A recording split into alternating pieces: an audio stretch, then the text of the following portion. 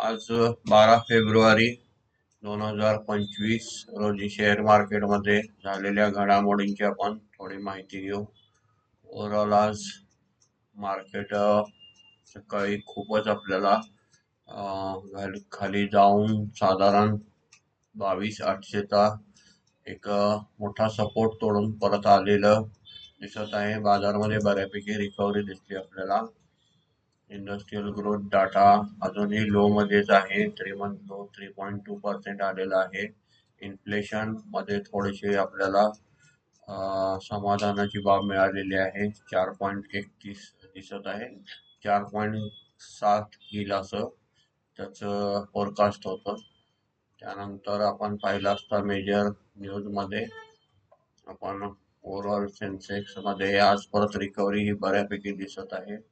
Recovery नंतर फ्रान्सची पण आपल्या पंतप्रधानांची भेट झाली तेव्हा पॉवरसाठी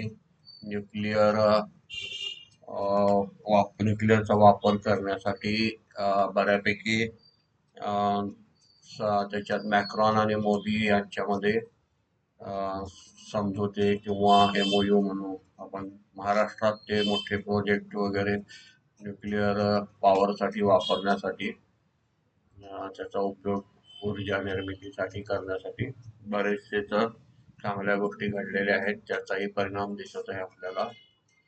ओव्हरऑल ट्रम्प यांनी पण अमेरिकेचे व्याजदर अजून कमी करण्यासाठी सूचना दिलेल्या आहेत. आपल्या मार्केटमध्ये बऱ्यापैकी रिकव्हरी आलेली असून तरीही अजून बाजारामध्ये दबाव कायम आहे. कारण आपल्याला निफ्टी ही 200 मूविंग डे ॲव्हरेजच्या खालीच दिसत आहे. अजून त्याच्यावर काम करत नाही. ओव्हरऑल आपण रोजची कारणं पाहिली असता इंडिया विक्स सुद्धा आज वरतीच आहे. 14.89 दाखवत आहे. डॉलर इंडेक्स सुद्धा वाढलेला आहे. डॉलर सुद्धा 17 पैशांनी वाढलेले दिसत आहे. गोल्ड मध्ये 85,331, क्रूड $72.25 दिसत आहे. सेन्सेक्स पाहिला असता आपल्याला 76,171 अंकाने बंद होऊन त्याच्यात 122 अंकाची घट झालेली आहे. निफ्टी पाहिला असता 23,045.25 अंकाने बंद होऊन त्याच्यात 26 अंकाची घट झालेली दिसत आहे. बँक निफ्टी पाहिले असता आपल्याला 49,479.45 अंकाने बंद होऊन त्याच्यात 76 अंकाने वाढ झालेली आहे. ओव्हरऑल बँक निफ्टीसाठी विकली एक्सपायरी चालू होईल अशा संदर्भाच्या बातम्या वाचण्यात आलेल्या आहेत. त्याची पक्की अजून शिक्कामोर्तब झालेली नाही. त्यामुळे बँक निफ्टीला थोडंसं एक पॉझिटिव्ह न्यूज दिसत आहे. कारण त्याची विकली एक्सपायरी आता बंद आहे. ओव्हरऑल पाहिलं असता आपण आता टॉप गेनर्स मध्ये पाहू आजचे.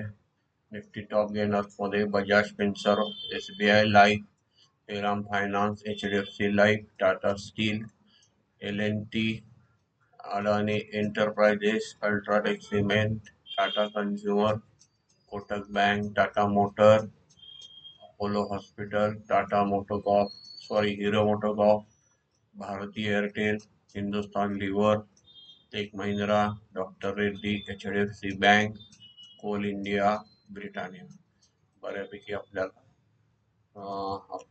आज गेनर्स मध्ये दिसत आहेत. लुझर्स मध्ये पाहू Mahindra and Mahindra, Eicher Motor, BEL, Power Grid, IndusInd Bank, Reliance, Adani Port, Wipro, Titan, Bajaj Auto, Infosys, Sun Pharma, Asian Paint, Maruti, Grasim, HCL Tech, ONGC, TCS, ITC आणि सिप्ला इत्यादी आपल्याला साधारण लुजर मध्ये दिसत आहे. पुढे आपण आज पाहिलं असता सेक्टरल मध्ये पाहू. आपण आज सेक्टर मध्ये साधारण आपल्याला मार्केटच्या इंडायसेस मध्ये आज आपण सेक्टर कोणते फायद्यात आहेत, कोणत्या सेक्टरला नुकसान झाले ते पाहू. साधारण निफ्टी ॲटो मध्ये आपल्याला 166 अंकांनी घट झालेली दिसत आहे. निफ्टी IT मध्ये पाहिलं असता आपल्याला 235 अंकाची घट दिसत आहे. निफ्टी PSU मध्ये पाहिलं असता 50 अंकाची वाढ झालेली दिसत आहे. निफ्टी फायनान्शियल सर्व्हिसेस मध्ये पाहिला असता 103 अंकाची वाढ झालेली दिसत आहे. निफ्टी फार्मा मध्ये पाहिला असता 107 अंकाची घट झालेली आहे. निफ्टी FMCG मध्ये पाहिला असता 55 अंकाची घट झालेली दिसत आहे. निफ्टी मेटल पाहिला असता आज 54 अंकाने वाढलेली दिसत आहे. निफ्टी रियालिटी मध्ये पाहिला असता आज 23 अंकाची आपल्याला घट झालेली दिसत आहे. निफ्टी मीडिया मध्ये पाहिला असता आपल्याला न्यूट्रल दिसत आहे आणि निफ्टी एनर्जी मध्ये पाहिला असता आपल्याला 119 अंकाची घट दिसत आहे आणि निफ्टी प्रायव्हेट बँक मध्ये पाहिला असता आपल्याला 60 अंकाची वाढ झालेली दिसत आहे. त्याच्यानंतर आपण फंड ऍक्टिव्हिटी पाहू. फंड ऍक्टिव्हिटी मध्ये आपल्याला आज डोमेस्टिक इन्स्टिट्यूटने 12 फेब्रुवारीला 15,357.41 कोटीची ग्रॉस परचेस केलेली आहे. त्याच्या अगेन्स्ट 9,428.17 कोटीची ग्रॉस विक्री केलेली आहे आणि नेट फिगर मध्ये आपण 5,929.24 कोटीची नेट खरेदी केलेली दिसत आहे. फॉरेन इन्स्टिट्यूट मध्ये पाहिला असता 12,389.10 कोटीची खरेदी केलेली दिसत आहे. त्याच्या अगेन्स्ट आपल्याला 17,358.40 कोटीची आपल्याला विक्री केलेली दिसत आहे. फॉरेन इन्स्टिट्यूटची आज एक फिगर आपल्याला मायनस दिसत आहे. 4,969.30 कोटीची नेट आपल्याला मायनस फिगर दिसत आहे. आज ऑप्शन्स डेरिव्हेटिव्ह मध्ये काय केले पाहू आपण. इंडेक्स फ्युचर मध्ये फॉरेन इन्स्टिट्यूटने आपल्याला 461.83 कोटीची निफ्टी 50च्या फ्युचर्स मध्ये नेट विक्री केलेली दिसत आहे. निफ्टी बँक मध्ये पाहिलं असता 37.23 कोटीची आपल्याला नेट विक्री केलेली दिसत आहे. निफ्टी फायनान्शियल सर्व्हिसेस मध्ये पाहिलं असता 0.76 कोटीची नेट विक्री केलेली दिसत आहे. निफ्टी मिड कॅप सिलेक्ट मध्ये पाहिला असता आपण 99.82 कोटीची नेट खरेदी केलेली दिसत आहे. निफ्टी नेक्स्ट 50 मध्ये पाहिला असता 25.82 कोटीची नेट आपल्याला विक्री केलेली दिसत आहे. आता आपण इंडेक्स ऑप्शन मध्ये पाहू. निफ्टी 50च्या ऑप्शन्स मध्ये आपल्याला 3,785.51 कोटीची नेट विक्री दिसत आहे. निफ्टी बँक मध्ये पाहिला असता 646.15 कोटीची आपल्याला नेट विक्री दिसत आहे. निफ्टी फायनान्शियल सर्व्हिसेस मध्ये पाहिला असता ऑप्शन्स मध्ये 17.69 कोटीची आपल्याला नेट परचेस दिसत आहे. निफ्टी मिड कॅप सिलेक्ट मध्ये पाहिला असता 210.82 कोटीची आपल्याला नेट विक्री दिसत आहे. निफ्टी नेक्स्ट 50 मध्ये पाहिला असता 23.61 कोटीची आपल्याला ऑप्शन मध्ये नेट विक्री दिसत आहे. आता स्टॉक फ्युचर मध्ये पाहू आपण. साधारण स्टॉक फ्युचर मध्ये पाहिलं असता आपल्याला 2710.28 कोटीची आपल्याला नेट परचेस दिसत आहे.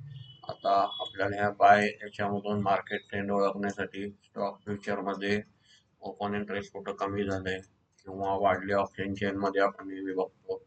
त्याच्यामधून आपल्याला प्रत्येक स्टॉकची साधारण गेनर मध्ये कोणते स्टॉक मध्ये ट्रेंड पॉझिटिव्ह आहे याच्यावरून आपल्याला कळत असते. त्याच्यानंतर आपण त्याचे ऑप्शन पाहू. स्टॉक ऑप्शन मध्ये हेजिंग साठी ऑप्शन वापरलं जाते तेव्हा स्टॉक ऑप्शन मध्ये आपल्याला 1578.25 कोटीची नेट विक्री दिसत आहे.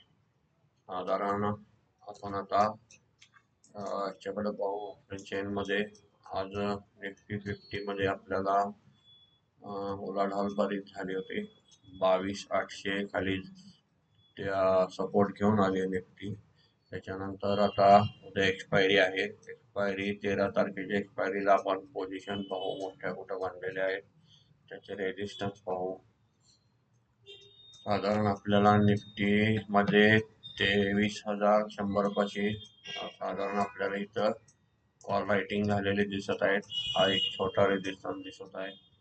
वरती जाण्यासाठी मोठे रेजिस्टन्स आपल्याला 23,500 साधारण 23,600 पर्यंत दिसत आहे.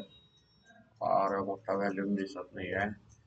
1,35,000 कॉल रायटिंग मध्ये आपल्याला इथं दिसत आहे 23,700 मध्ये मॅक्झिमम, आणि 1,48,000 आपल्याला आउटस्टँडिंग दिसत आहे ओपन पोझिशन 23,600. ओव्हरऑल रेजिस्टन्स वरती दिसत आहे. मार्केट पॉझिटिव्ह राहते का ते उद्या समजणार आपल्याला. आपण थोडा ट्रेंडचा अंदाज घेण्यासाठी हे पाहत असतो, त्याच्याने ट्रेड घेण्यास सोपं होतं. पुट रायटिंग मध्ये पाहिलं असता आज आपल्याला मेजर सपोर्ट दिसत नाहीये. साधारण 23,000ला एक इथं दिसतो, 85,000 आहे. परत ते 22,800 ला आपल्याला दिसत आहे. साधारण 22,800 नंतर इथं मोठा सपोर्ट दिसत आहे 22,650. त्यानंतर 22,500 ला आपल्याला पुट रायटिंग दिसत आहे. सपोर्ट याचा अर्थ की तिथपर्यंत जाणार नाही यासाठी तिथले पुट रायटिंग केलेले असतात, म्हणजे विकलेले असतात. त्यामुळे आपण थोडंसं तिथं सपोर्ट असं म्हणत असतो. ओव्हरऑल मार्केट न्यूज बेसिसवर आणि आपल्या रोजच्या फंडामेंटलवर चालत असते. त्याच्यानंतर पाहिलं असतं आपल्याला पुटमध्ये इथं बऱ्यापैकी बाईंग दिसत आहे 23,200 पासून वरती. ओव्हरऑल आपल्याला त्याच्यात पाहिलं असता आपण आज डाटा पण पाहिलेला आहे.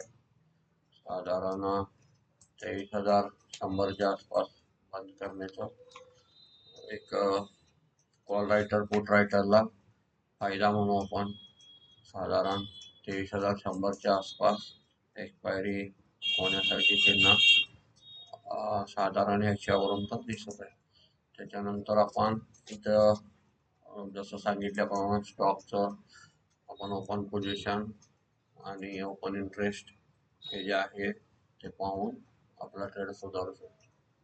ओव्हरऑल मार्केटमध्ये आपण साधारण ग्लोबल मार्केटचा आज व्ह्यू पाहिला असता ग्लोबल मार्केटमध्ये आपल्याला